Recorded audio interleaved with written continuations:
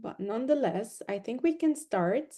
So good morning, good afternoon, everyone, and thank you so much for being here with us today. My name is Haya, and on behalf of FOS Feminista, Akina Mama wa Africa, and ISLA, I would like to welcome you all to with us today for this session, where we will be unpacking the new African Union Convention on Ending Violence Against Women and Girls. It's historic, but also contested, and together we'll reflect on how it came about, what it actually contains, and what's the meaning for our advocacy going forward. But before I move us into the agenda, again, I would like to ask everyone, since everyone is still joining, if you could introduce yourself in the chat, your name, your country, and if you know what was the last country to ratify the Maputo Protocol. Okay. And thank you for introducing yourself in the chat. I can see some answers already. Amazing. Greetings from Zimbabwe, South Africa, Uganda, Sudan. Very lovely to see everyone. Zambia, Nigeria. Amazing. And so as we were saying, this space has been convened through the collaboration of three feminist organizations. First FOS Feminista, where I am based, and FOS is a global South-led alliance of more than 130 organizations worldwide.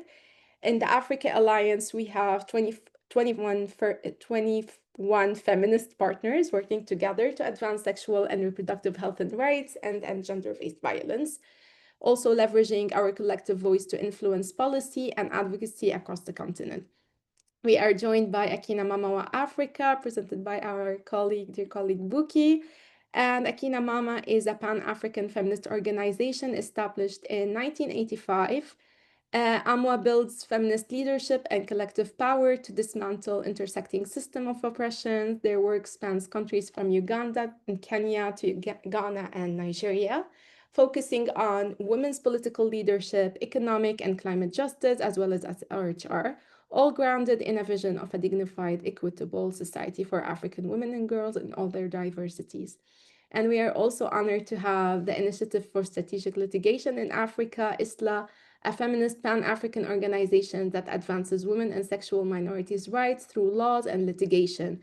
ISLA works with lawyers and movements to challenge gender bias in African courts, pushing forward cases on violence against women and socioeconomic rights. Their strategic litigation helps shape and strengthen regional human rights mechanisms. I'm just checking back in the if everyone is being let in here and checking. Did anyone answer the question on who was the last country to ratify Maputo? Let's see.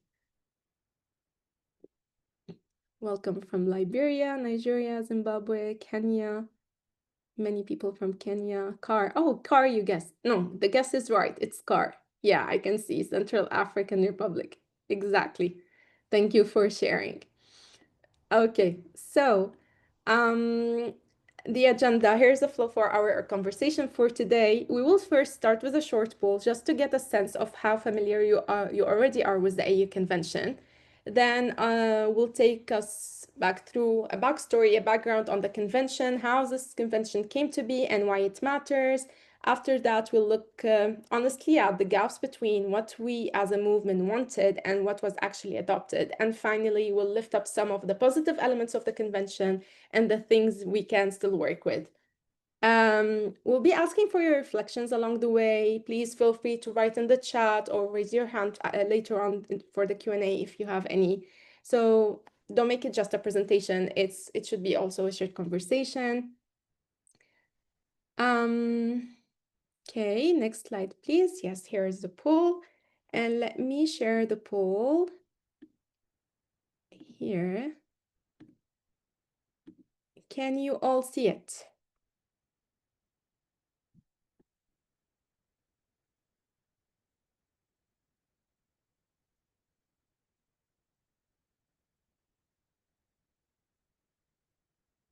Okay, amazing. I can see that People are already answering. Amazing. And thank you for the thumbs up.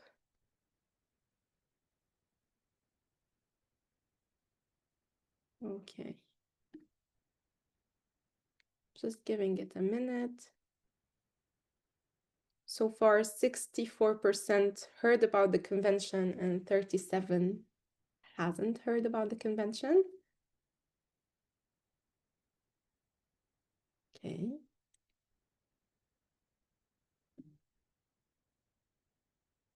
Okay, just I will stop here because it seems.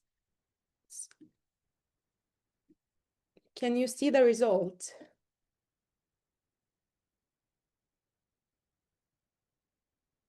You can see it? Okay, perfect. So I'll just put the second poll. So we can see that almost 60%, 63% heard about the convention. So that's good to know.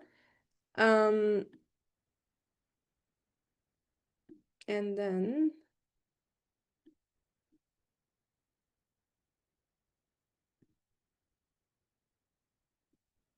oh, sorry, we're having an issue with the second.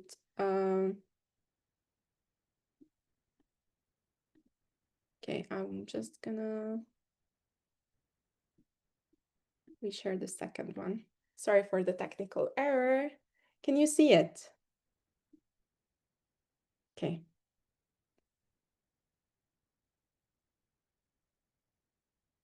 Okay, amazing. Thank you for all the thumbs up. We'll give it just a couple of seconds, like 30 more seconds for answers.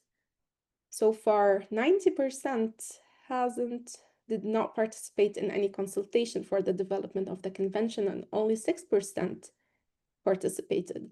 Please, for the one who participated, please feel free to write to us in the chat, since you're just a few. Where's like your country? How did you participate? On which level? That would be great to hear. Okay. I'm just gonna share the results. So as you can see, we've got 5% saying that they did participate, and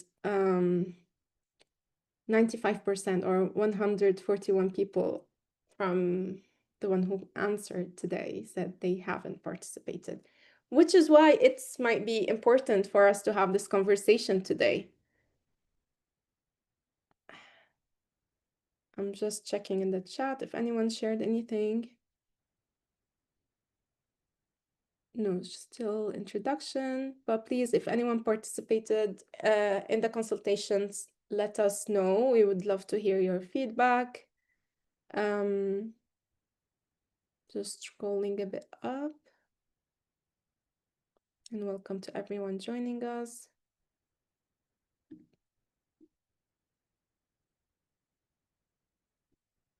Okay. Thank you. So we can move to the next slide. But as we were saying, please feel free to share your experience for those who engaged in the convention. And let's continue our conversation.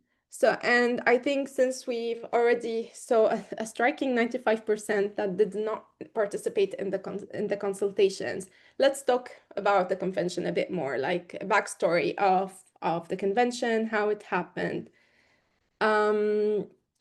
Next slide, please, Sarah. So the idea of the convention came around in 2020. So in 2020, the president of South Africa included gender equality and ending GBV on the agenda while he was still president of the African Union. That was between 2020 and 2021. And so the AU Presidential Initiative on Positive Masculinity and Leadership came to life on ending violence against women and girls. So it was launched, and since then, between 2021 to 2023, there has been three high-level conferences on positive masculinity.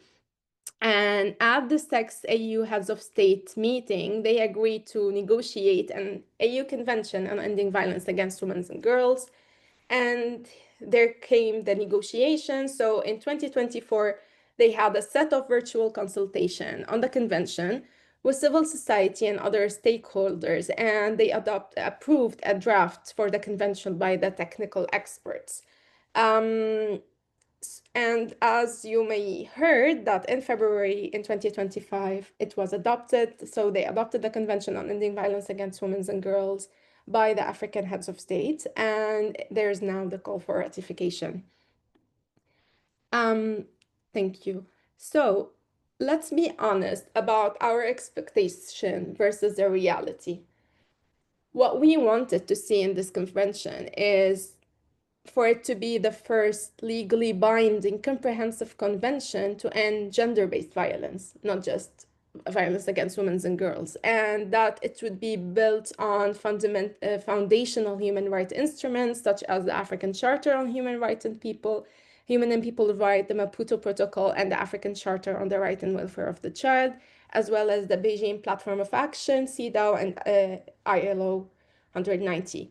And the convention, we would have loved to see a convention that addresses gap and emerging issue, especially in a post-COVID-19 era. What we got was a first legal instrument dedicated, of course, to ending violence against women and girls, but it didn't have clear state obligation.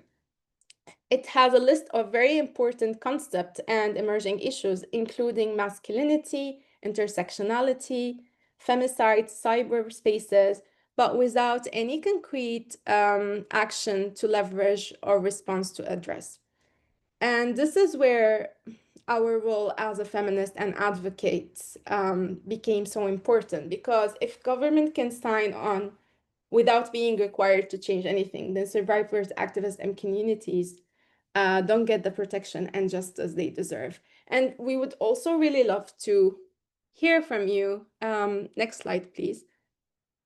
What were the issues, if you got a chance also to look at the convention, but also from your own perspective, from your work, from your lived experiences, what other emerging issues would you like to see reflected in the AU convention? And for that, we're sharing, just copying it in the chat, a Mentimeter. Please feel free to add your responses and issues. And we can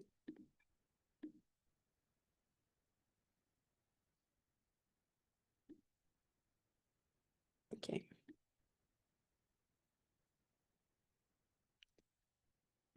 Sarah, can we put the Menti on the screen?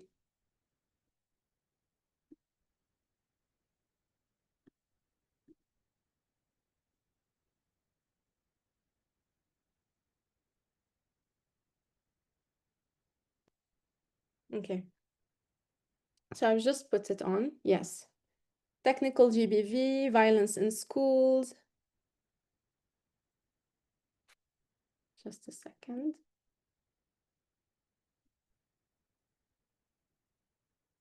Online GBV as well. So technical GBV and online GBV, survivor-centered services. Seems online GBV is being the most mentioned. Vow in the political sphere.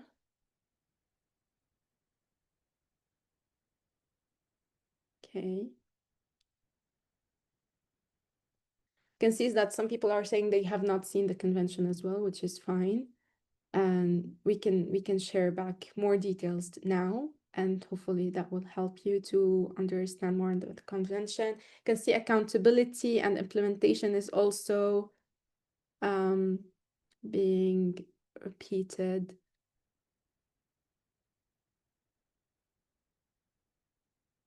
Okay.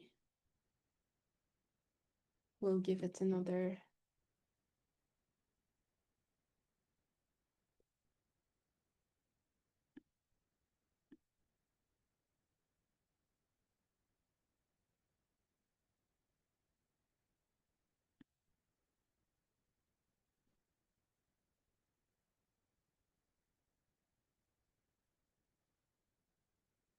Okay.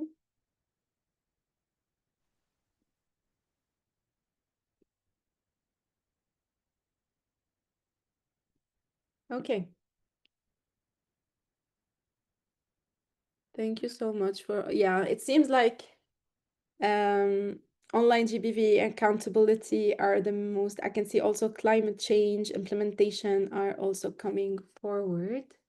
Thank you so much for all your responses.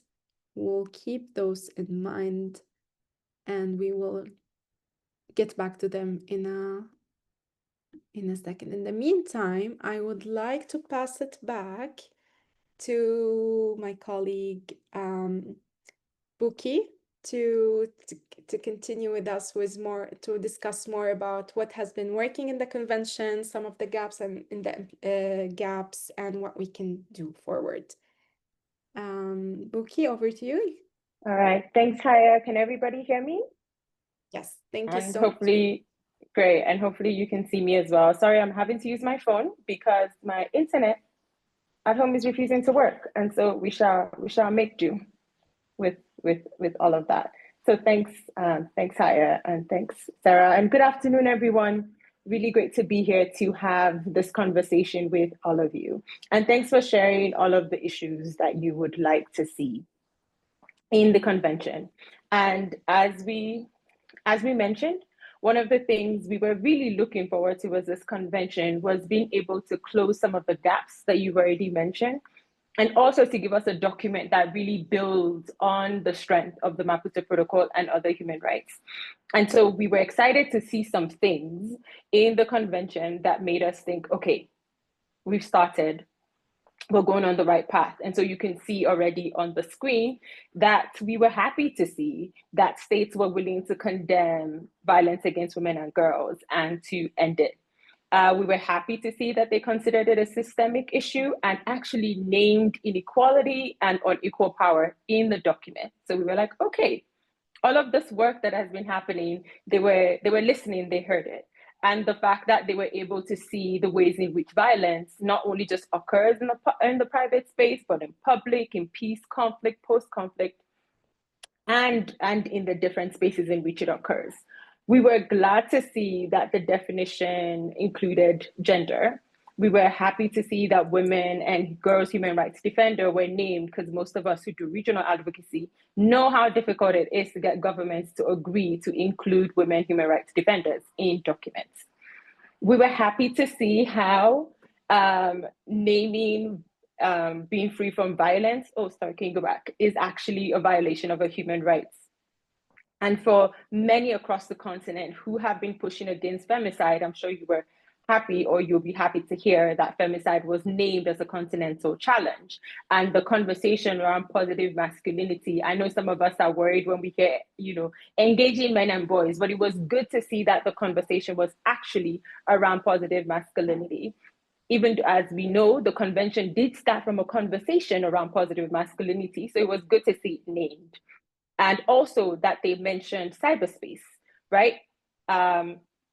Okay, so they're seeing the emerging issues around it, also talking about safeguarding women to be free from violence in the workplace, which we know is very important and was a gap for many of our countries who are not willing to address, protect women from harassment and violence in the workspace, but also looking at those who are internally displaced and refugees and providing special protection. So these were things that we thought really important, really good, from the framing to the definition and the other aspects of it. But we were still worried because we think that the process itself made it difficult to highlight some of the issues all of you mentioned, and I'll go more into that content. But what we were worried about, for those of us who were engaged, I saw that 60% said they had heard about the convention. I'm curious about how many heard of it before and after. And if you did hear about it before, it would be good to hear in the chat what you thought about the process. Did you feel that the process was inclusive? Did you feel like you got access to actually see the drafts of the convention and be able to contribute to it? Because what we've heard from some of our partners, especially partners at the national level, was that they didn't really hear about the process and that they did not get to engage in in the consultations that were happening, I think some of us were lucky enough and tried to share the information. A lot of it was virtual for various reasons, as we know, but the lack of transparency was something that we thought was important to mention. And that also leads to the fact that a lot of people did not feel consulted in that process as well. And that if you were not part already of a regional network where that information was being shared, that you would not know what was going on and this process that happened. And for many lawyers, this is something, so for lawyers in the room, please feel free to share. Because when we discussed with our friends also at ISLA, they said one of the important things when a convention is being drafted is a travail préparatoire. I feel so bullshit saying that. But it is a document that shows you how the convention has been drafted, what the issues were, how governments and the technical experts were thinking about the issues, because it then helps you be able to interpret the convention, especially when you're trying to hold governments accountable or you're trying to use it for litigation. And so not having access to that is a deep problem if we want to interpret this current convention. And we also wanted to see better and stronger connections to the Maputo Protocol, because we all know when we talk about the Maputo Protocol, we say it's a progressive document, it is a strong continental document and something we're proud of. So if we already have a strong document, we wanted to see even a more stronger convention that builds on that. And all the regional and global human rights instrument. We know from the African Commission, we have so many critical general resolutions, from the one on TFGBV, for the one on child marriage, all of these issues. And that's what we wanted to see it build on. Well, really, we didn't see it in that process. And the draft that we saw, because as was said, this was introduced firstly by South Africa, during their term as the chair of the AU, and we were really excited about that. But what we've seen from the draft that started, what we see about the draft that started to what we see now is really sad to hear and to see that this is the document that we ended up with. And so now we're just going to jump to a poll for you to answer. And yes, thank you, Stephanie. The travail préparatoire translates to preparatory works. See, we're glad we have lawyers in the room who can help us translate. Thank you, Buki. And just to say, it's the same poll. We've just reposted in the chat, so you can just use the link again. Exactly, because for many of our national partners, the conversation was that, we've seen so many countries being able to adopt either national strategies, national legal frameworks, national policy frameworks. And so what they wanted to see with the convention was something that would actually help strengthen what is going on at the national level.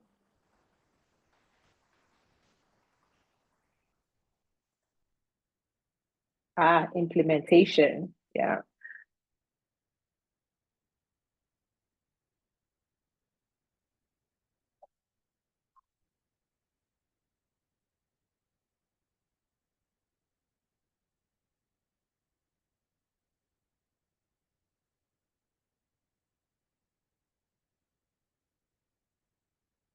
Okay, we're seeing accountability.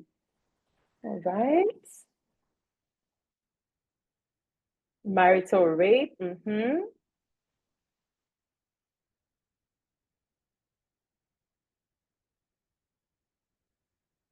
at me squinting. I'm getting old, folks. Access to justice, femicide, resources for implementation, budget allocation, strict consequences for GBV. Oh, anti-rights actors. Women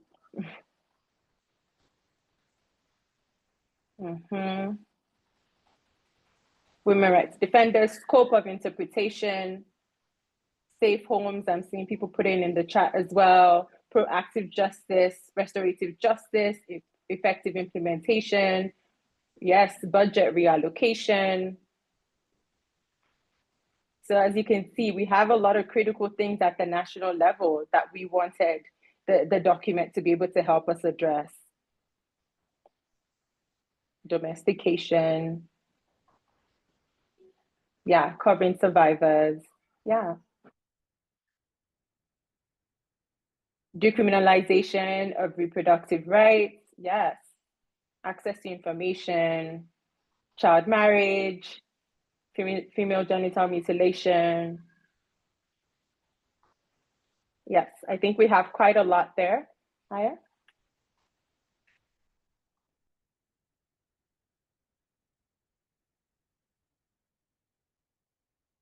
All right, great. Thank you all so much for sharing. And those were the critical issues we thought were important. Yeah. All right. So can we keep going? Yes, great. All right. So now let's talk a little bit about the content.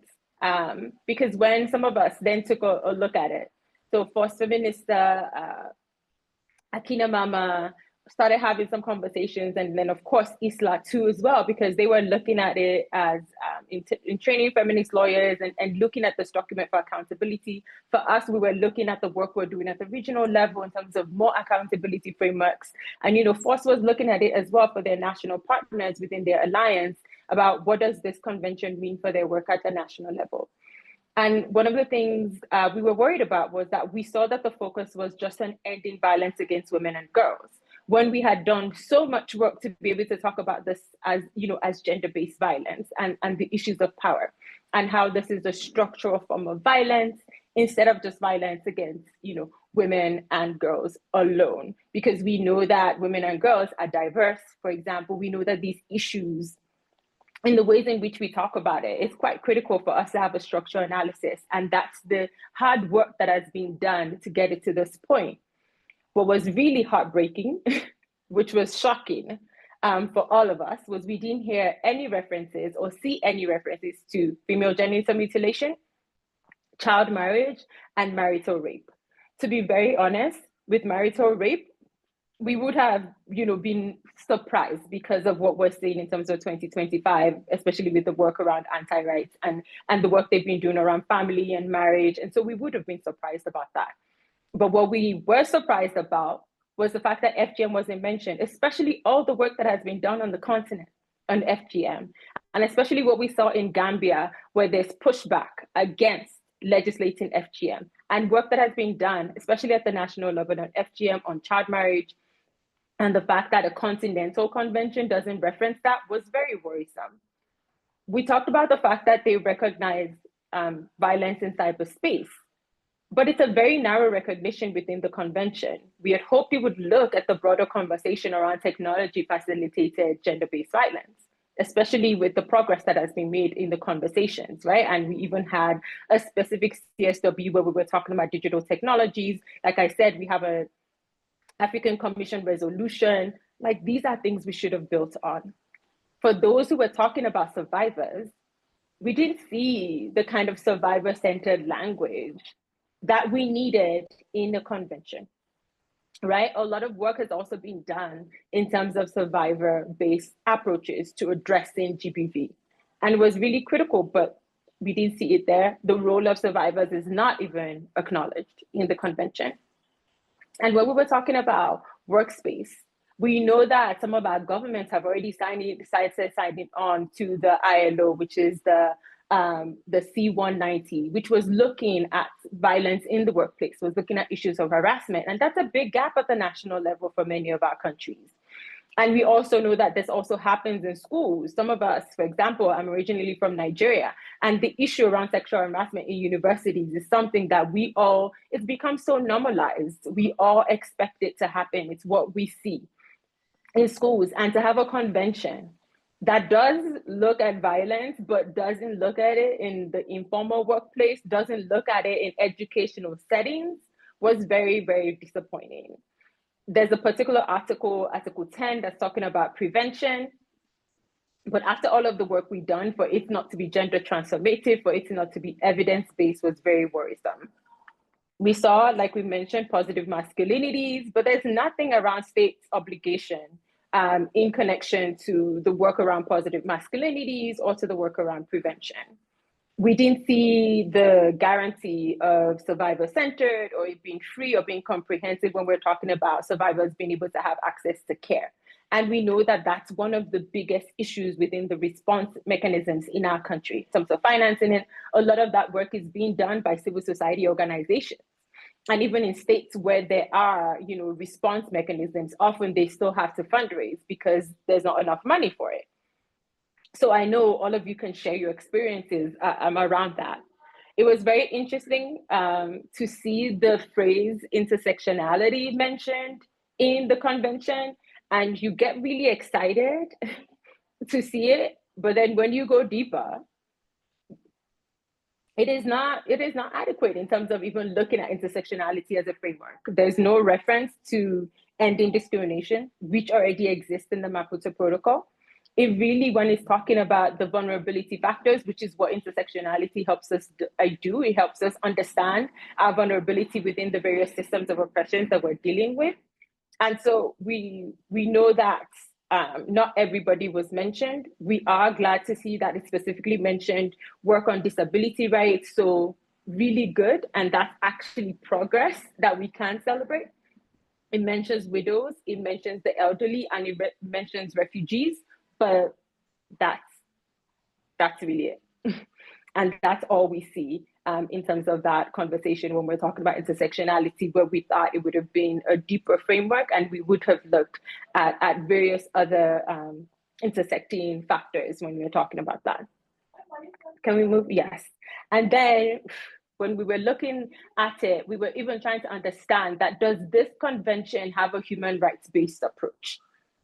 And in many ways, the convention was kind of hodgepodge in the ways in which it was framed, in the approaches it's trying to use, but it's not grounded. When you read the Maputo Protocol, you understand that it's grounded in a human rights-based approach. When you read other conventions, you understand that it's grounded in a human rights-based approach. But we don't see that in this convention. And I would hope people would actually find time to go read it, even if it's piece by piece, because this conversation is really necessary and important before we start signing on or pushing our governments to ratify this convention. And so we're seeing a regression in terms of existing state obligations, things they've already agreed to at the national level. We're not seeing it happening in this convention at the regional level. And so we don't get to see it. The way in which you see the Maputo Protocol and understand what the state obligations are, you don't find that in this convention. According to, the real legal mind, some of us see a convention and we just read it for the language. But for those who have legal knowledge and legal analysis, which our partners, ISLA, have, one of the things they really highlighted was the fact that the structure and format doesn't actually match treaty standards. There's actually standards for developing a treaty and what it's supposed to look like. And not that, these rules are supposed to be things that we follow, but it actually helps to lay out a convention that is useful, not only for governments, but for also us as, people who work within human rights. And to have a treaty that doesn't follow that structure, that format, means that we don't have a convention that can stand the test of time, that can be used in courts, that can be used within justice mechanisms to get us what we need. We're also seeing that within that document, the protection and accountability framework is just very weak. When we compare it to the Maputo Protocol or the African Commission Human and People's Rights Guidelines, it's just weak compared to that. And that, for many of us, is really heartbreaking, because if we already see progress from back in the day and now we're in 2025 and we're not seeing building on that or strengthening of those mechanisms, it's really worrisome. And one of the things we're really worried about is the implementation gap. For many of us, we might be like, why would you think that the designation of the African Commission is not exactly great or good? But I'm going to ask you in the chat, can you tell me has your country ever reported on the implementation of the Maputo Protocol? And if they have they actually done it more than once? Many of our countries still have reservations on the Maputo Protocol. Like we said recently, CAR, is the most recent country to have ratified it. We haven't even gotten universal ratification on the Maputo Protocol. Neither are we seeing the level of implementation that is required to even go to the African Commission to say, this is what we're doing and this is how we're doing it, right? Not most of the countries have not been able to do that. And most of us cannot even say we're still pushing our countries to report on the Maputo Protocol. So now with this convention, we're going to be asking them to also report.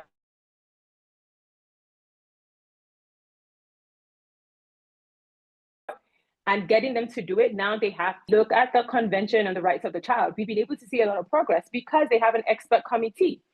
And people are able to submit information to the expert committee, and they're able to look at it, they're able to address it, and they're able to push.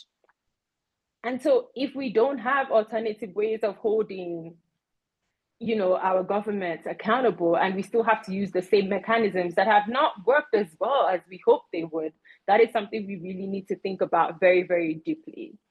And we also know that for our partners at ISLA, who'll be running a campaign on Article 59, which I think everyone needs to go take a look at and really try to understand better, is the ways in which our countries are required to report, and also the ways in which we can then also take our countries, you know, to report, and the level of transparency. Because if our countries don't sign on that issues that are reported to the African Commission, like they are allowed to be able to share it and to then be able to take them to court, then they don't have to do that. And so that therein lies, you know, the issue in the ways in which Article 59, when we're talking about the African Commission and African justice mechanisms, it becomes really critical to have that conversation.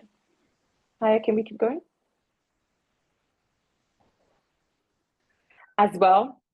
So those are some of the things we just wanted to share with you all. We've shared the good, we've shared the ugly. I wouldn't say the bad, let's be generous, because this was a lot of work and it wasn't easy. And so I'm also sharing a picture of a puppy, you know, so that we can all take a deep breath and look at cute puppies to be able to do this. But we really thought this was an important conversation for us as women rights workers, as, you know, feminists, that this is a conversation we need to have. And so now we're going to open it up because we would like to hear your questions. We would like to hear your comments.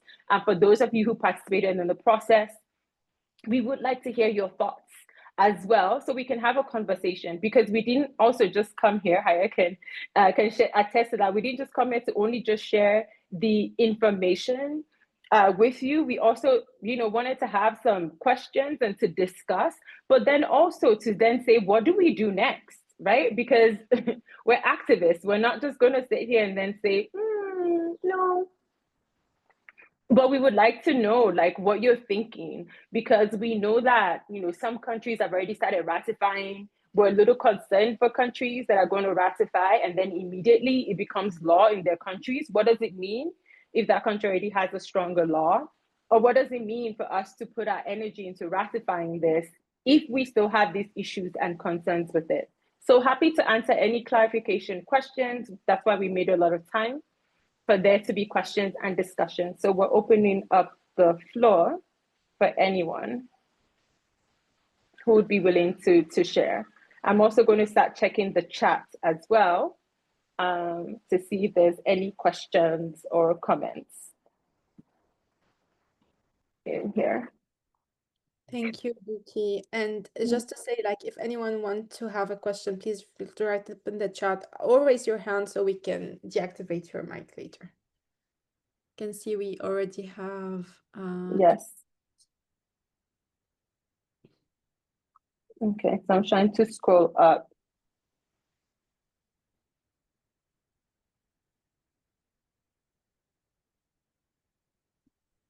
Yeah, I'm agreeing with most of the chat here, where people are talking about, yes, governments are overly dependent on civil society for the implementation.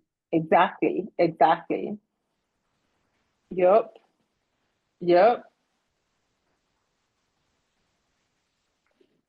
I'm trying to look if there's any questions in the chat. Oh, would an additional protocol be able to fill the gaps left? Would partners be willing to advocate for that? I think that's an important question for us to ask.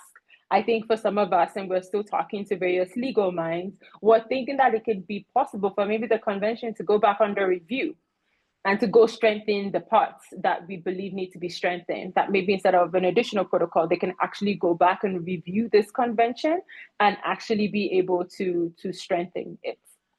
Yes, you can't unmute. Please just raise your hand so that then we can unmute you. We're just trying to control for noise and as people drop in and drop out so that there's no distraction. So please just raise your hand and we will unmute you.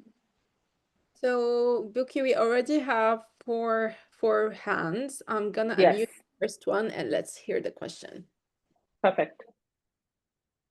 So, Titi Ajay, yes, go ahead.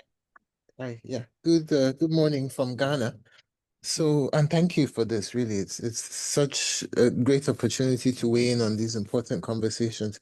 So my question is about the process. I see there are a number of questions in the chat about consultation.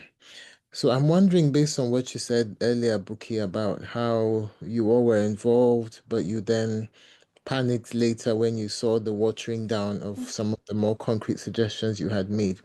So I have two questions. One is, did you have a chance at that point when you saw the way that it was going to give any feedback, and what was the response you got?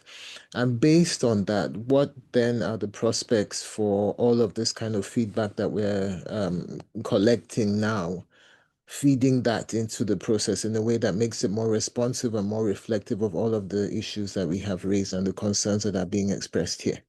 Thank you. Thank you. Haya, should we take a few more questions? Yes, let's do that. Okay, Jean, then Fatma.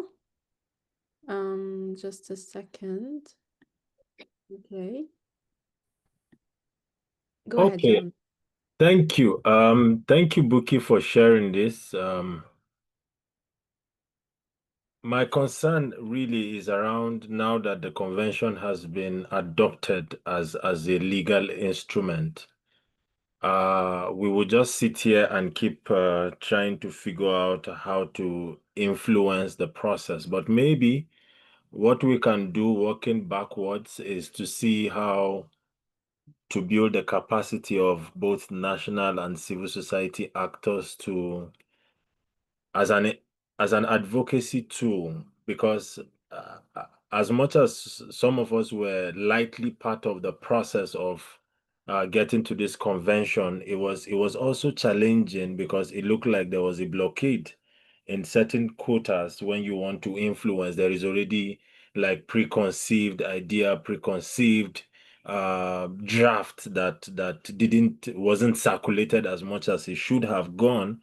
And I don't see the consultation happening the way it should have before agreeing to the final component of the convention. So I think one thing we should now, as civil society actors, look at and is how to move this forward as an advocacy tool, how to get our national governments to agree to it, and what are the monitoring mechanism that we can put in place to hold government accountable, to hold also as civil society actors, hold us accountable. Then secondly, what are we going to put in place to ensure that by the next year, 2 years down the line, this has moved from where we are, from a convention to practicality in countries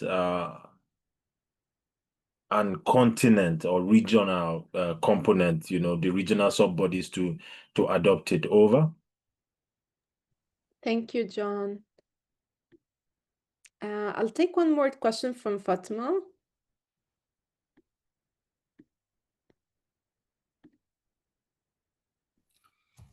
Hello, so I am Fatma Asma Martamri. I'm from Tunisia. I'm a feminist activist and a human rights defender. I work with Committee for Justice.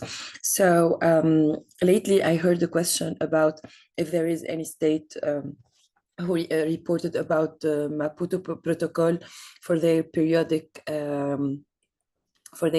review. Tunisia lately, finally, we reported about Maputo Protocol, but I really got surprised that Tunisia didn't ratify the convention of this convention, because practically our national legislation is very well aligned with the convention, and the convention has also a great added value to our national convention. So sure, in Tunisia, the feminist NGOs and the feminist activists, we want to certainly join the efforts for advocacy across the continent for this convention, and especially we want to be part of of this advocacy. But let me tell you that in Tunisia and in North Africa, we aren't really aware of this convention. It's not very well. The information didn't really circulate it. So please let me know if you have any plan for advocacy. Thank you.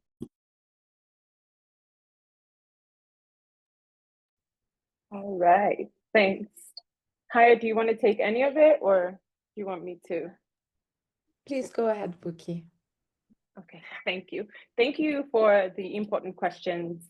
And I will start with the first question in terms of, being part of it and, trying to make these inputs. And the truth of the matter is that this went through so many different drafts, and the organizations who had access, I think, was answered when the second question was being answered. It was that there was different blockades and blockages, and also an unwillingness from some of the governments to agree to some of these things that we were presenting in particular. And so, that entire process, in many ways, it was difficult, because we were hoping that governments would be willing to be progressive and they would be willing to build on work that was happening.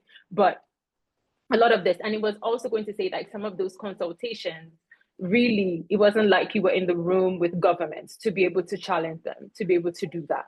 And so that was also a big issue and a concern, because you can see, as we mentioned, that process, so many things were circumvented in the process of developing a treaty.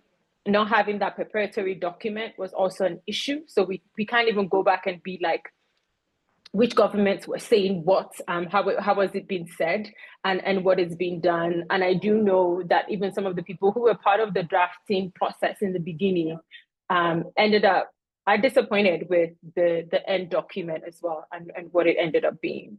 But in terms of what should we be doing, as we mentioned, one of the things we were contemplating is that, one, that we want to see a pause on this ratification process, that we actually need to do more even in-depth analysis than what we've been able to do, right? Because the convention itself, if most of you remember, the actual language and the actual convention itself, it was, adopted in February, but most of us didn't get a chance to see it until May. For those who were paying attention, we saw the announcement that, oh, this has been adopted after the heads of state meeting, but it wasn't until 3 months later we were actually able to see the actual document, and to be able to actually go in and start looking at it and to be able to review it. And so what we're saying is that, can they pause? Can they actually just take a minute for people to actually be able to review it, to be able to analyze it even more deeply than we have been able to do, and then to be able to go back and have a conversation? So just pause, instead of now start pushing for countries to ratify it when we know it has these issues, when we know it's not closing emerging gaps, and some of the things you've already mentioned. Why shouldn't we just pause? Why don't we just take a minute and just pause on this convention, to be able to actually see what the opportunities are, to be able to review some of these weaknesses in particular, either going through the member states, either highlighting the process issues and using that as a reason to reopen it and to review it. So looking at these various opportunities. But what we are thinking is that we actually, and everybody has a right, to the way they're thinking. We're not pushing this agenda on anyone, but for some of us who are really concerned about this, especially if we believe that your country already has stronger laws, we're saying that we want you to, tell your countries and your governments and, the national ministries that this is not the time yet to ratify it. You know, because if we have stronger laws at the national level, we want those stronger laws to be the ones that are being used, not what is in the convention. If the convention doesn't actually have, you know, if your country already signed the ILO, the C90 ILO, you want that to be the strongest law of the land currently than this convention that actually doesn't cover sexual harassment in the workplace. So it's quite important for us to say, one, we want to pause. We don't want this ratification to keep going on before we have a strong document. So that for us is actually some of the things that we're putting forward right now in terms of being able to do that. All right. Okay. Any other comments or questions?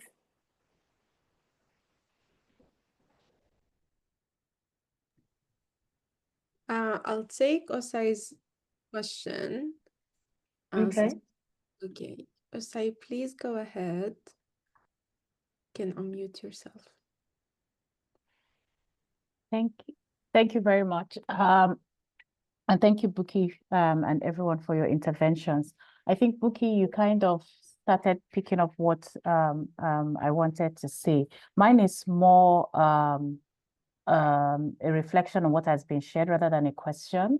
And you picked it up when you said that perhaps the advocacy strategy is not to promote this new convention because it's faulty, and especially considering that many countries might actually have better and stronger protection for gender-based violence than currently provided. My thoughts are that it's quite unfortunate that the African Union is at this stage with a treaty because with so much efforts and money that would have gone into developing this. And so what I'm thinking is perhaps as civil society, we should look at how do we, first of all, ensure that the remaining countries that are yet to ratify the Maputo Protocol does that. So at least we know the binding treaty is still relevant. In my experience, I haven't seen a treaty be amended by the African Union. So maybe there might be a first time. I think the best thing would be for it not to come into force if we say it's faulty and rather just draft another one. It still needs 15 ratifications to come into force anyway, so that might take a long time. So I would say let's not put so much of our breath in that, but rather focus on the other countries getting the Maputo Protocol signed. Then in terms of the failings of this protocol, of this convention, I'll be curious to know the role of the Office of the Legal Counsel in this, of the African Union Commission, and how states and which state parties could have sponsored it in a sense to give us guidance to deal with the political wormhole that we now find ourselves in this. But clearly, I think the focus should be more in ensuring that we channel our energies on processes that currently work, and that we do not spend too much advocacy on promoting this convention. And we look for ways in which we continue to challenge practices in country and at regional level using the existing systems to strengthen the jurisprudence on women's rights and gender-based, and address the issue of gender-based violence in a more holistic way through strategic litigation. Thank you. Thank you so much, Osai. And I think what you raise is also very important in the sense of we need also to understand the situation on the national level and call for more sensitization, because even a lot of ministers of gender, they are not even aware of this document or of this convention. So the process of calling for countries to ratify is also problematic, especially on countries where if we're looking at dualist laws. So exactly, thank you. So we definitely need to do this pause and see how can we move forward. Buki, would you like to add anything as well? Not yet, but I completely agree with Osai. Hi, Osai. With what she's saying in particular, in terms of, yes, that I think is the biggest thing, is for us to pause this ratification process so it doesn't go into force yet, So we have time to then figure out what the options are. I just quickly want to say that we know that this idea of the convention actually started with South Africa. It was when Ramaphosa was the chair of the AU. And so this was something that they really wanted to happen. And now we are seeing, at least because South Africa has progressive laws, there is some concern about if this looks good or not. So I think that might be also an entry point for us as well. Yeah. Okay, I see we still have 3 hands. So maybe we just take those 3. Yes, absolutely. Let me unmute and go ahead. Yes, go ahead, Mutoni.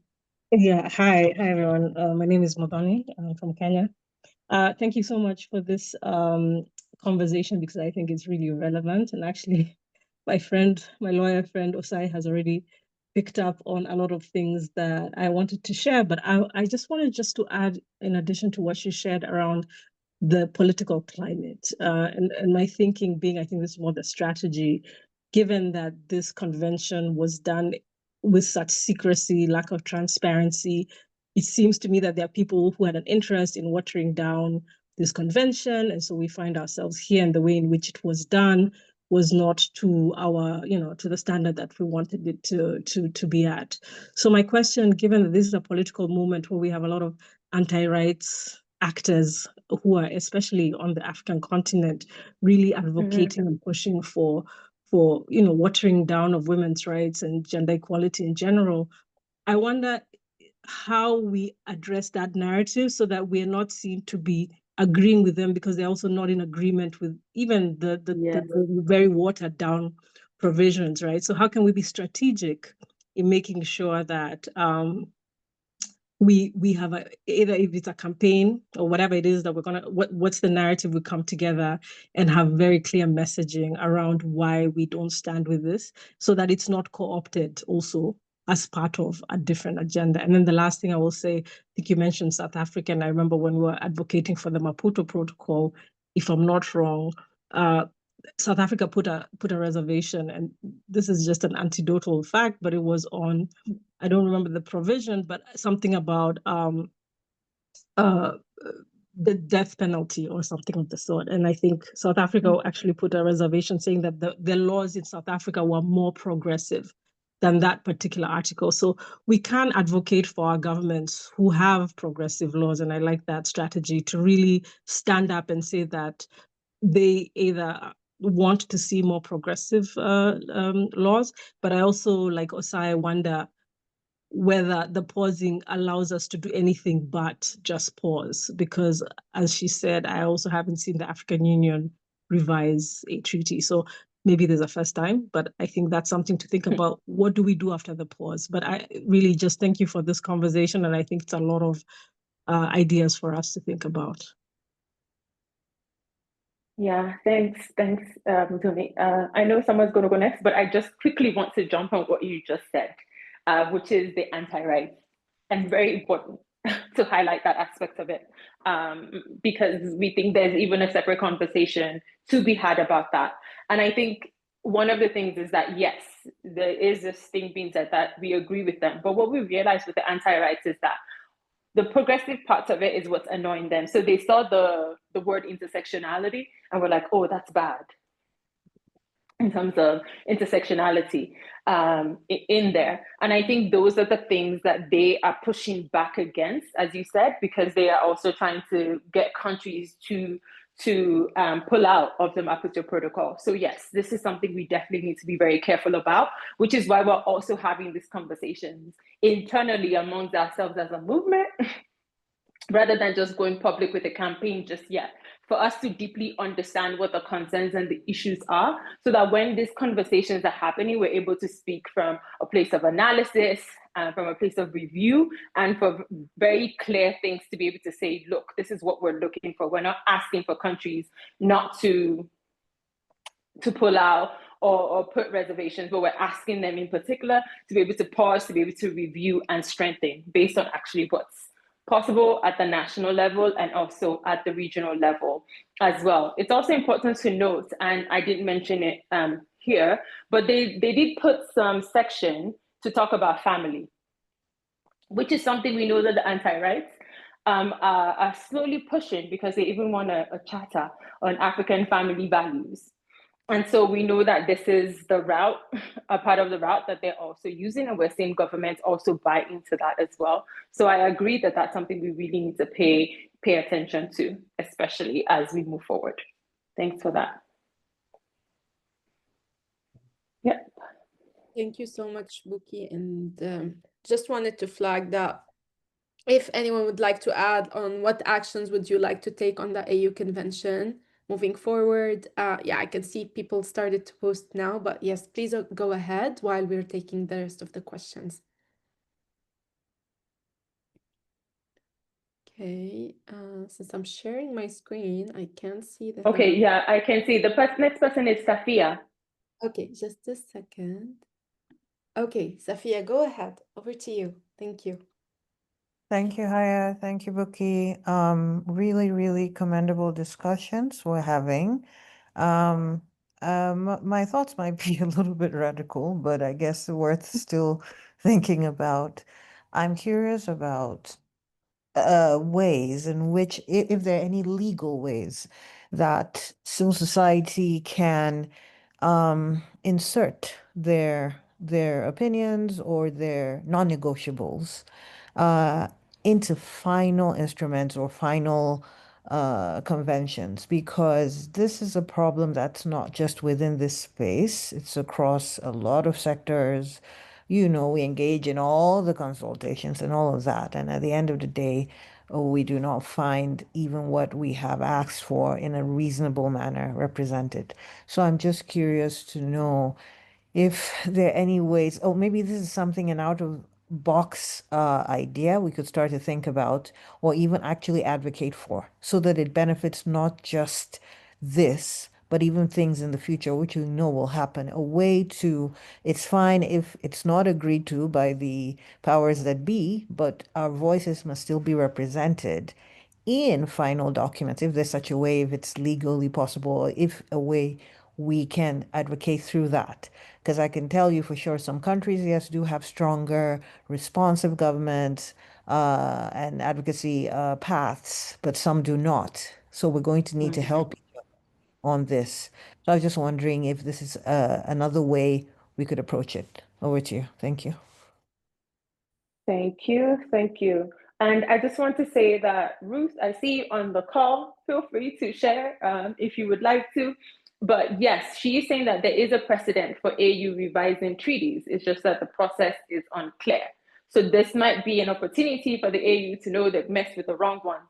And I'm reading that and sharing that because I think it speaks to what you're talking about, Safia, because I do agree. And I think that's one of the things we're also thinking about, which is why we're looking at the process and not just what is in it. And I think this is where our partners, ISLA, they will also be at the next webinar to also talk a bit about it, and also doing some work, going more in depth and looking at it in terms of what is possible. That can we also raise the concerns that you're saying, maybe on the process grounds, maybe that could create the potential for us to fault this process, and not only just with the content.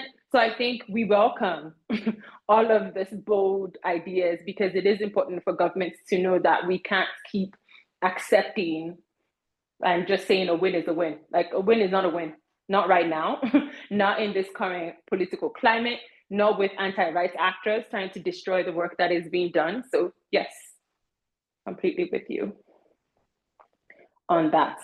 All right, I think we have Patrick.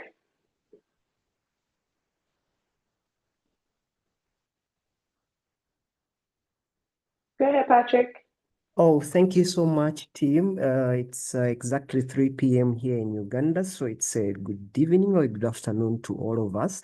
So for me, I think this conversation is really amazing and it's really engaging. So for me, I would think of, countries have different approaches, and countries also have different ways of doing things, and we also have different communities and different needs at the same time. So for me, someone from Uganda, I am very happy with what Akina Mama has done. For example, on the projects like Make Way, they have existing structures like the youth panel, Make Way Youth Panel, who have done totally amazing work in different communities. They have engaged duty bearers, they have engaged the parliament. I mean, they have engaged the policymakers. So kudos to all the Make Way Youth Panel, Babirie, Corinne, Hannah. Those guys have done amazing work. So for me, it is about how can we strengthen our existing structures with probably programming that we already have, because the treaty might be a bit tricky at the same time, because most countries right now are heading for political environment, and we know what that means. So they might not be able to pay a lot of attention to what we are trying to say, but can we strengthen what we already have in order to pass our message? Then second, how are we engaging other actors? For example, the male engagement family. For example, in Uganda, we have Men Engage, we have Fathers Club. Have we thought about engaging such partners in order to push this agenda? Or, I don't know, probably maybe the team will enlighten on that. But for me, I think it would be nice to engage such partners in order to pass this agenda of ours. So thank you so much. Back to you, team. Thanks, Patrick, and thanks for the shout out. I think, there's an idea there. Use men. Since this whole thing started as a conversation around positive masculinity, maybe we should then use men as the face of our campaign. Because it will be good. Because they'll now be like, it's not just women who are yelling, and angry women, it's angry men too. All right. I like that. Okay. Razan? I'm very grateful for the interesting discussion. I don't have a question per se. Sorry, but Razan, we can't hear you very well. Can you try again? Can you hear me now? It's kind of low. Okay. Very low. Okay, let me. Would you like to write your question in the chat if it's easier? Or if you're maybe using headphones, maybe. Oh, yes. No? Yes, I'm trying to disconnect. Okay. All right. So while you're doing that, let's go to the next person and then you can come. So let's go to Patience and then you can jump in so you don't feel pressure. Patience, please go ahead. I think you can unmute. Yeah. Okay. Thank you so much for the informative presentation, and also really for the contributions that are being given by fellow colleagues in the space. So, amidst the conversation around us probably posing the advocacy for the ratification of the convention, I would employ us to remember that this is the first legal instrument that is specifically focusing on ending violence against women and girls. So probably, other than us probably say, let's pause the advocacy on the ratification of the convention. Why not, advocate? I think we've been having a conversation around the accountability framework, on the monitoring and evaluation really of the whole process, including how it was, how the whole convention was then done. So I think there was a suggestion earlier, or a question earlier, to say, do we have a public prosecutor or the Office of the Ombuds within the African Union, where some of these suggestions or concerns that we are, raising around the convention can then be directed to that particular officer, so that maybe so that we try to have progress around the ratification instead of pausing the ratification of the convention. So maybe the advocacy should be saying let us advocate to have the Office of the Ombuds or the Public Prosecutor's Office within the African Union, so that we know that there's a specific office or officer that is dealing with the concerns that are being raised, and then probably maybe move to say, instead of coming up with a new document, probably we can then have an addendum attached to the convention that then captures some of these issues that we are raising. Instead of eliminating or redoing the whole convention, why not then have an addendum which is going to be facilitated by the Office of the Ombuds or the Public Prosecutor's Office? Thank you.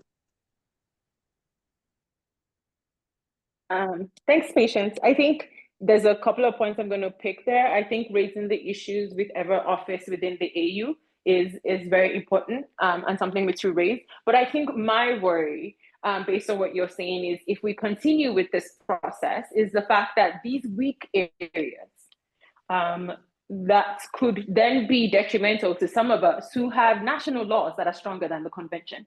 That's the big issue. And even the part that in which you're talking about in terms of like the implementation frameworks and things like that, that is also weak based on what we're seeing. Because really, all we have now in terms of like implementation is really for government to go report to the African Commission. And that's also based on them making that decision to go do that. And it's really difficult to actually hold them accountable. And what is also worrisome is that lawyers are not able to use this convention to take governments to court.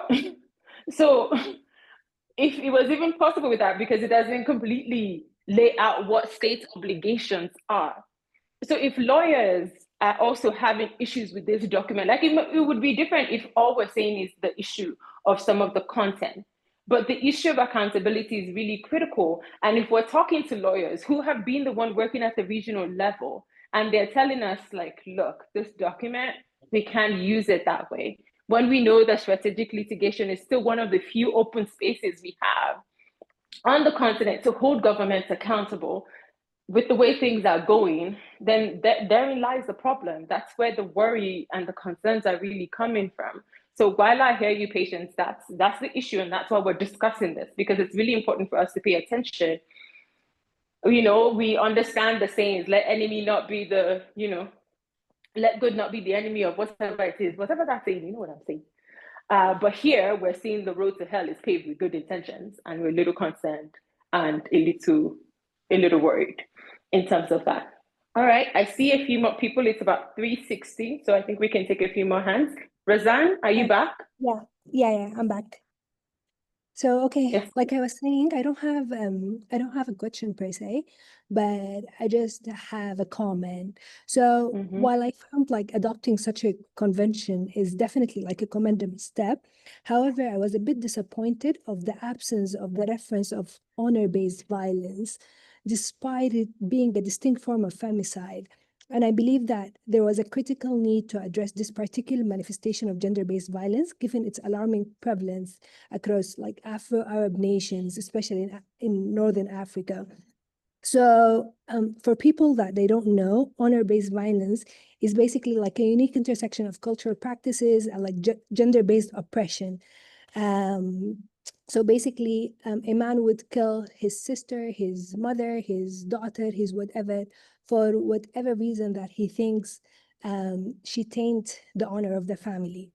So, and I feel like North African leaders per se, they always had like hesitation against CEDAW, and using the excuse that it doesn't reflect like Muslim, Afro-Arab, Middle Eastern cultures. So I feel like this was a missed opportunity to actually reflect on something that is highly prevalent in that part of the world, especially when we have 19 Muslim majority countries in Africa. So, and this is not just it. It's not just about lacking to mention it. The legal implications of embracing these cultural justifications are particularly concerning, especially that judicial systems in these countries, in some of these countries, institutionalize discriminatory practices by legalizing, by legally recognizing honor or honor crimes as a mitigating factor. So I think it has like more implications and that it needed to be addressed. Thank you.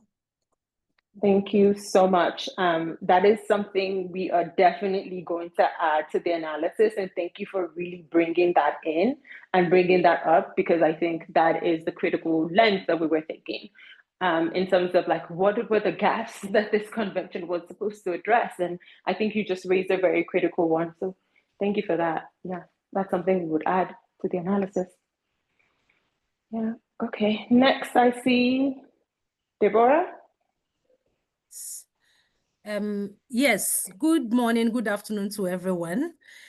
So I'm thinking that since, as somebody mentioned, we cannot ask the AU to hold on with the ratification, neither can we ask them to amend. Can we think about a general recommendation for the convention as a way of making sure that the gaps that we have identified are captured in the general recommendations? I don't know how if this is possible, but I think it's something we can consider as well. Thank you. Thank you so much, Deborah. I think, as they say in my country, Yoruba onokon waja. You don't enter the market through just one way. There are many entrances to the market. I think these are ideas that we're taking that we need to just bring onto the table and just try to be able to test all the ways in which we can do it, either with the African Commission. If you don't want us to listen to us, we will push through a general, like whatever it takes to be able to have these conversations. We do know there are some roadblocks because some of these processes are being supported by some of the rapporteurs at the African Commission. And so that conversations need to be had there to be able to discuss what are these issues. But I think it's pretty important. And I think what we are saying is that even if we're saying we haven't seen a review happen before, I think we just really need to go read the rules and to see what is actually possible, and we need to test it. So I think all of these things need to be tested. And I think, Lachita, I just saw, yes, the convention doesn't even mention femicide, it just defines it. Why define when not used exactly? I'm speaking to what Razan was saying. But yeah, I think all of these points are so critical and so important. All right, I see Welisane. I'm so sorry if I said your name wrong. Please correct me. I don't speak French. Welisane. Welisane. Yes, please. Okay, Welisane. Fantastic. So I'm Welisane from Cameroon, and I would just like to share a reflection because I really do resonate with the previous speakers. And one question that keeps coming to my mind is there anything really holding back our government from being committed in developing progressive laws, implementing and taking responsibility to modify these gaps?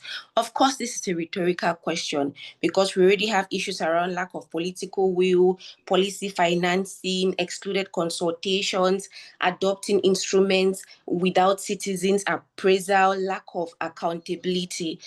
Someone raised a red flag around our government of our reliance on CSOs. It's more or less like, oh, we will not do anything. CSOs will figure out a new convention, or they'll figure out a new they'll just figure out something. And we are in this perpetual cycle of always figuring things out, always thinking about things, always making new recommendations. Can our governments be able to develop progressive tools and instruments that we can use without necessarily coming together and say, oh, you have to adopt this, or you have to modify this? I mean, these are things that, as young people, we just sit back and it's important for us to reflect around. I just wanted to add on this. Thank you.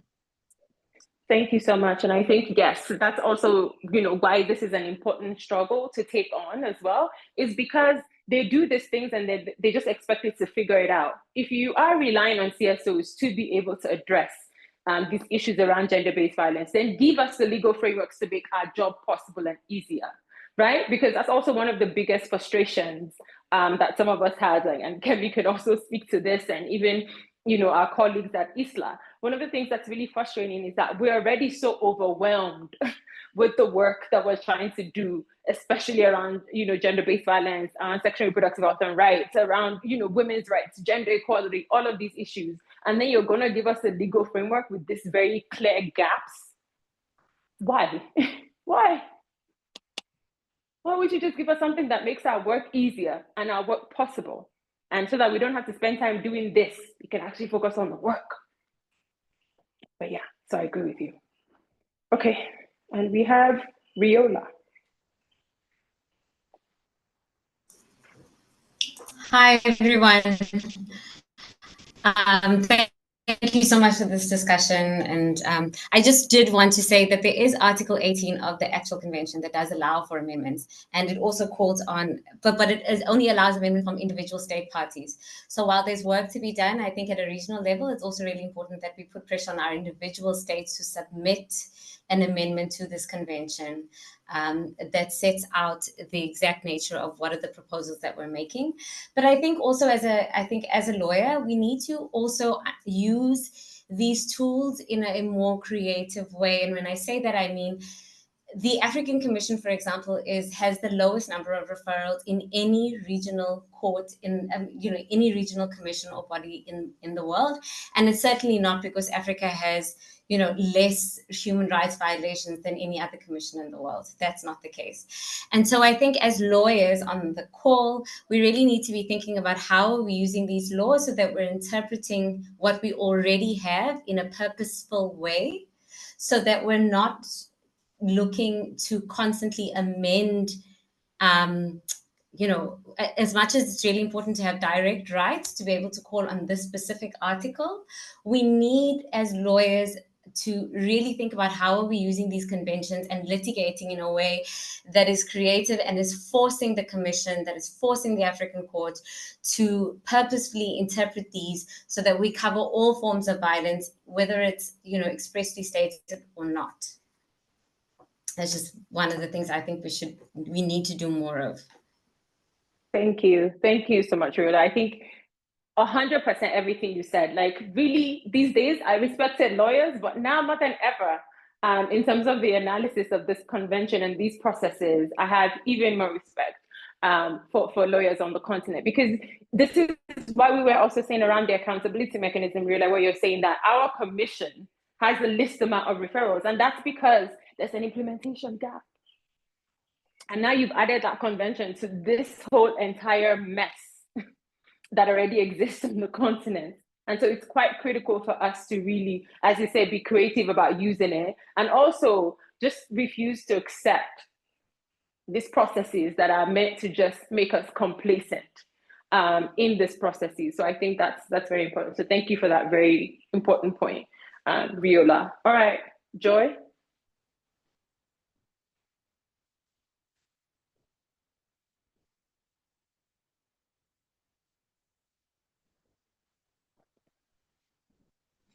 Sorry, Joy. Good afternoon, everyone. Good afternoon, everyone. Good afternoon. Okay, my name is Joy Chima from Nigeria. Although sorry I came in late to the meeting, the little while I've been here, I've heard a lot of persons saying about the convention that we hold. So I want to also say that something. We are all talking about gender-based violence. How is it working as countries, our various countries, and the rest, or the constitution they want to release or something like that. I'm just trying to figure out the main thing. It's not all about releasing articles or constitution about gender-based. How are we, the community, like to the community roots, how are we going to get access to this? A lot currently, because of what happened during the Donald Trump, a lot of organizations have backed out from gender-based, and it's really hurting that the gender base is increasing, mostly in Nigeria, because a lot of organizations who are into this gender base are backing out because there is no fund for it. So we don't know what we are going to do currently, and we are even looking for a way like to see how we can try as much as to sustain, because there are a lot of gender-based violence currently, both rape case, but because of there is no fund to handle the case anymore. Not really that somebody don't know what to do, but where are you going to see this person to handle this case because of what is happening in the world currently?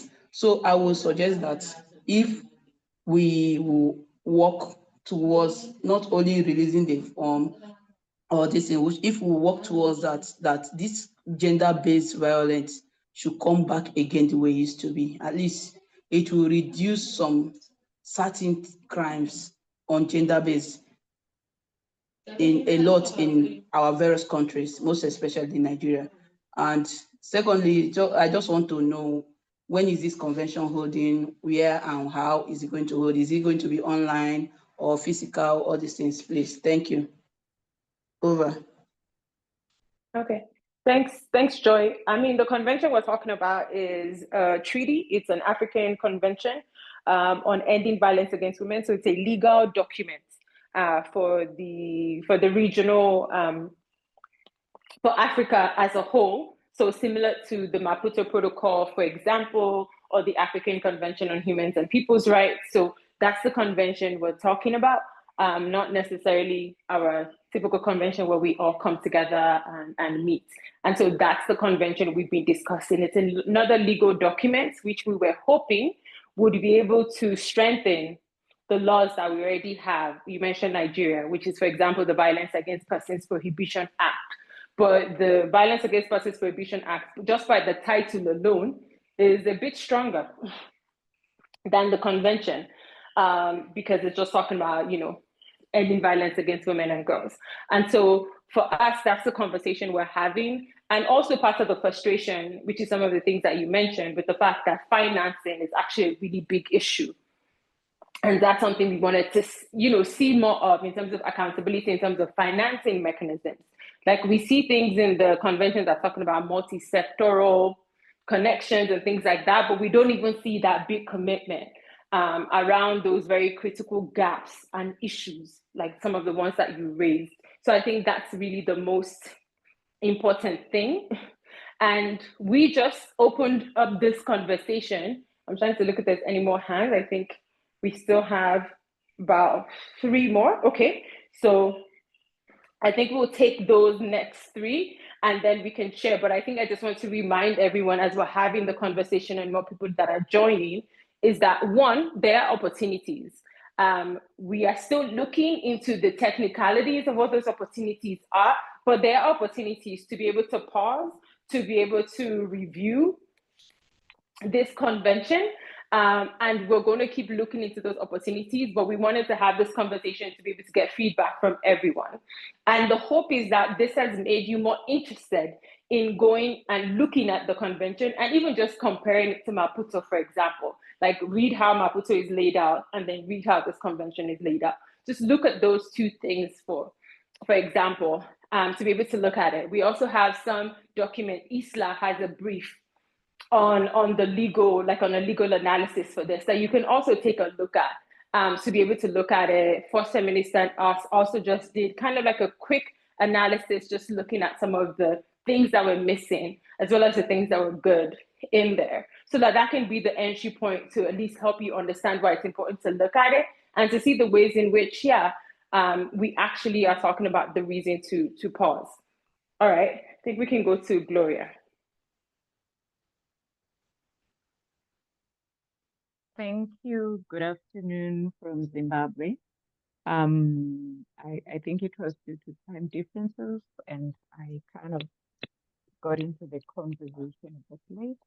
But I would also want to share some of my concerns, and also feel that why it is important for us to try and gain traction in terms of ending violence against women and girls. And I believe that it is important to ensure that governments consult it could be the communities or the key stakeholders, because usually governments, as much as they are mandated to act on behalf of the rights holders, but usually you find that they make submissions as reports without properly consulting the rights holders. And in that way, it doesn't really reflect what is happening on the ground, what are the real gaps, what are the real challenges that are being experienced. And if we are to then gain traction, we need to find ways to ensure that they really consult, and also to ensure that they domesticate the treaty. And by domestication, it doesn't really mean that they should just have a policy that reflects what is on the treaty, but really they should cascade it to the local authorities, to the cities, to ensure that everyone understands, and the treaty then works for the people who are supposed to benefit. And we feel that I feel that this treaty is something that would really work for us, because we can customize it to suit the challenges that we are facing in terms of violence against women and girls in this era. Unlike really dwelling on CEDAW, as much as it speaks to the challenges that we are facing, but some of the challenges really does not touch on the important factors that are plaguing our era or the generation that we are in.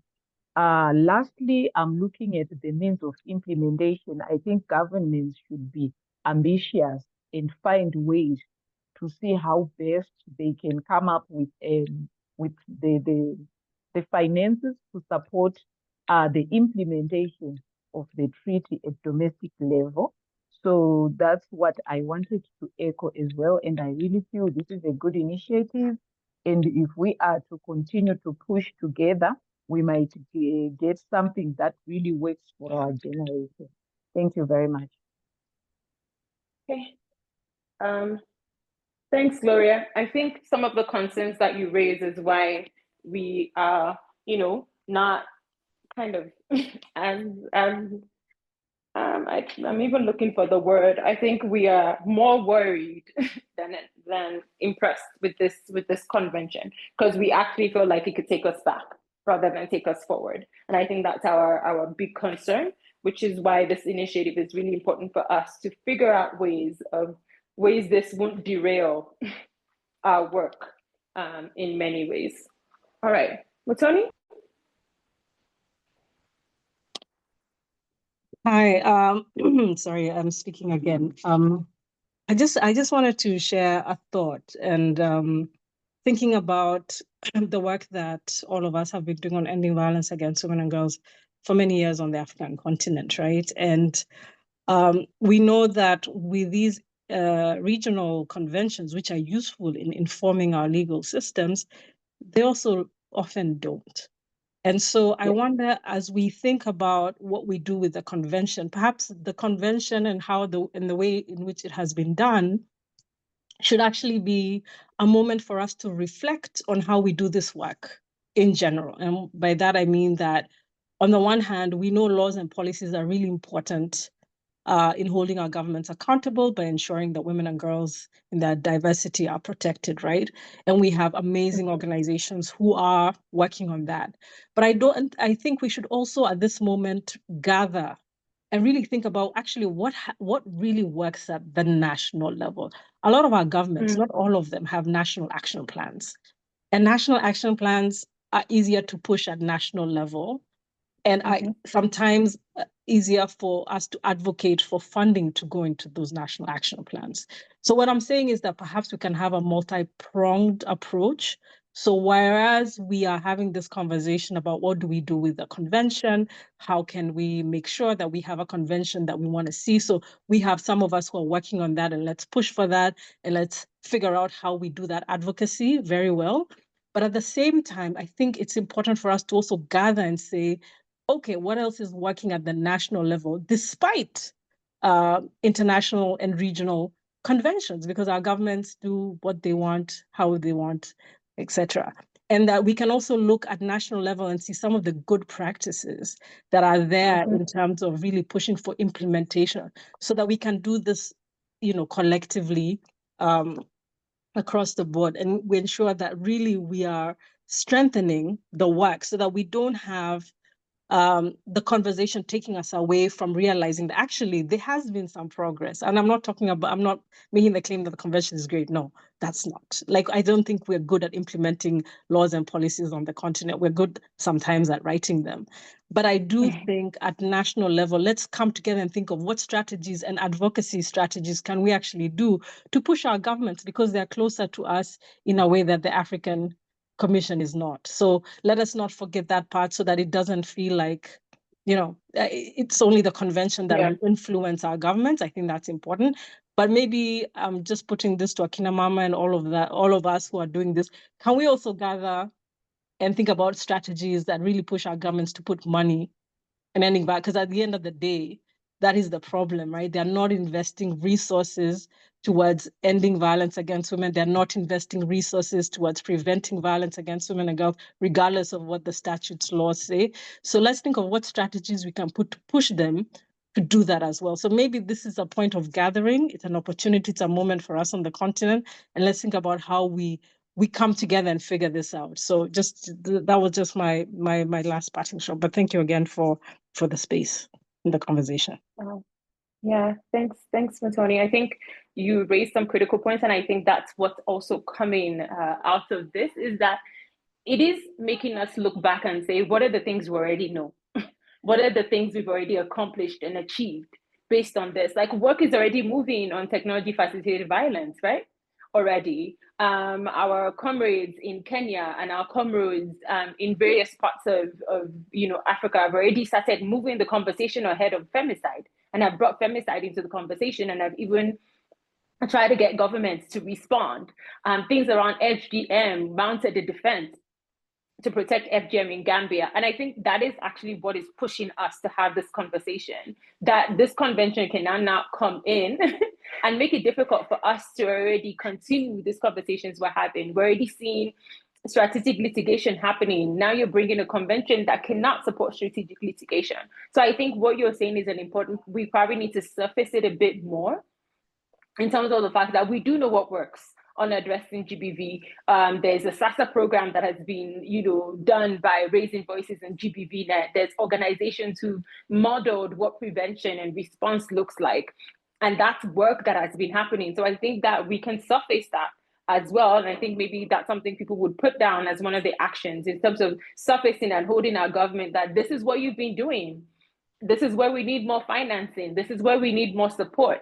And can you focus on that instead of, this convention? So like, while we do the review, here's what you actually should be focusing on. And I think that's part of the conversation already. And that's even what's giving us the impetus to be able to challenge this convention on its face, because we know that our governments are willing to do some things, not enough, but they have started. And can we keep them on that trajectory instead, or, rather than being derailed for that? So I think I'm going to call on the last two people. I'm going to let them speak, and then we can wrap up. Please, if you're dropping off, please we put in what action would you like to take in terms of that. And then we're also sharing a link as well for people who want to continue this conversation, because we don't want it to end here. It's been a great conversation, and so we really want to continue it, because this was us to just get started. So please, fill out the forms that we put in, so we can continue to connect with you,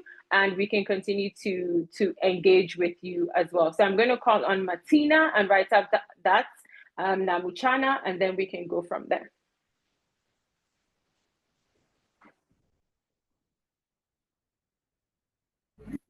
Martina? Hi everyone, good afternoon from here. My name is Martina Abri. I'm agenda advocate for African Girls Empowerment Network, and I work in the context of improving the sexual and reproductive health and rights of women and adolescent girls. So our organization is based in Nigeria. So basically, I want to start by saying a thank you to every one of you for the contribution so far. It's really amazing. It shows that we're really doing something and we're eager to do more. So for talking about the case of gender-based violence here in this part of Nigeria, it's something we see like most people just neglect it because they feel it's something that happens oftentimes because, or most of them are married, and because they are their husbands, and they tend to molest them, tend to just do whatever they want to do with these women and the girls in the society, especially those who are vulnerable. And then, they have nothing to fall back to. So, which is one of the key things that has been, we at AUCEVAWG has been trying to ensure that we address by providing, life skills for these young ones and the women themselves, to ensure they have something to fall back to. And because we've been, one of the things during our last we had a campaign tagged Speak Up and Heal, where we had women and young people connecting to share their stories, their lived experiences on, gender-based violence. And we gathered a lot of information that caught us in that most of them would say, I don't want to sue him to court because, when I try to do that, who is going to feed me? Who's going to take care of my children? Is a man that is going to do that. So there's no need for me to, start fighting him. Even a woman shared a story of 16 years, being in a marriage for 16 years, and all through the 16 years has been a hell for her. And even with the bruises and all, she's still insisting to stay in the marriage. It shows that, when they don't have something to go to fall back to, they feel, oh, this is just the only way out for us. So for us, we want to enjoy each and every one of us. We know we've been doing much. We have been trying our best as CSOs to ensure that some of these things are addressed. And I'm so excited to know that we have come up together to come up with this this convention, and we believe that together we can achieve this together. So I'm going to use this opportunity to also, for us, on the question asked here, what action would we like to take on the issue that we have brought as relating gender-based violence for women and girls. For us at AUCEVAWG, we are looking at promoting positive masculinities among men and boys in the community. So as at 2023, we launched a campaign tagged 10,000 men give Bele by choice. Sorry, Martina, just because we're running out of time, I think you're doing amazing work. Do you mind putting it in the chat so that people can then see? Maybe you can even put a link to the campaign, just so we can have the next person and then be able to wrap up. I see people dropping off, and we just want to be able to give the last person a chance so that everybody can hear them and be able to do that. But please just share in the chat the campaign and the link to it and the work that you're doing. Thank you so much.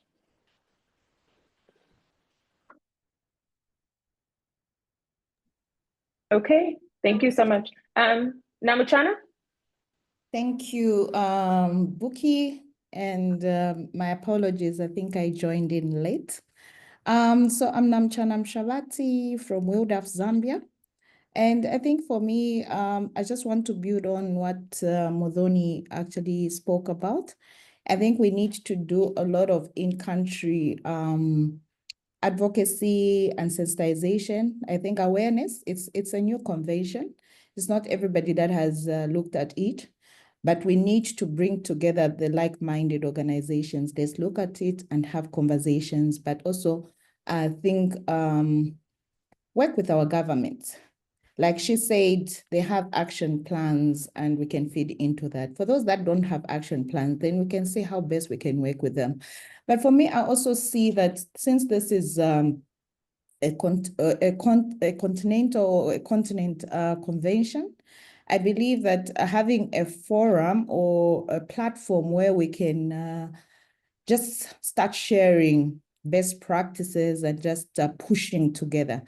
Buki, I think Modoni knows, and a number of people, we know that like what has really worked with pushing for the ratification of the Maputo Protocol is because we had women that came together and they've been pushing governments.